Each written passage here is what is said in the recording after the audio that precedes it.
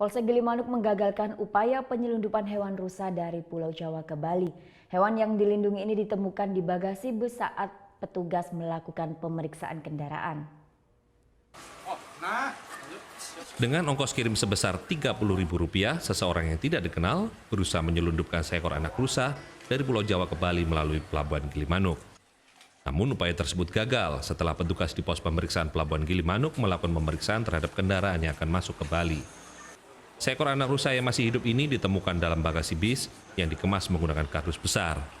Kernet bis Suryadi menjelaskan paket tersebut dititipkan oleh seseorang laki-laki kepadanya di Terminal Tawang Alun Jember dengan tujuan Terminal Umum Denpasar. Pada saat menitipkan paket tersebut, laki-laki tersebut mengaku isi dari paket tersebut berupa souvenir, dan saat itu dia tidak memeriksa kembali isi kardus tersebut. Di dalam isinya itu apa kita tidak tahu. Dibawa sama orangnya langsung, apa Mas yang ngambil sendiri paketnya? Ya, orangnya yang antarkan ke Montor. Dia bilang apa ini isinya? Souvenir.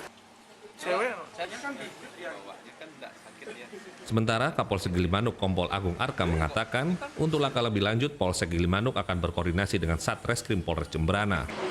Karena ada dugaan pelakunya di luar wilayah Jemberana, jadi memudahkan koordinasinya. Jadi biar Reskrim yang menangani.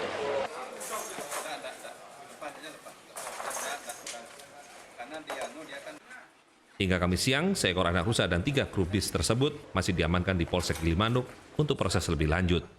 Surya Sanjaya melaporkan untuk NET.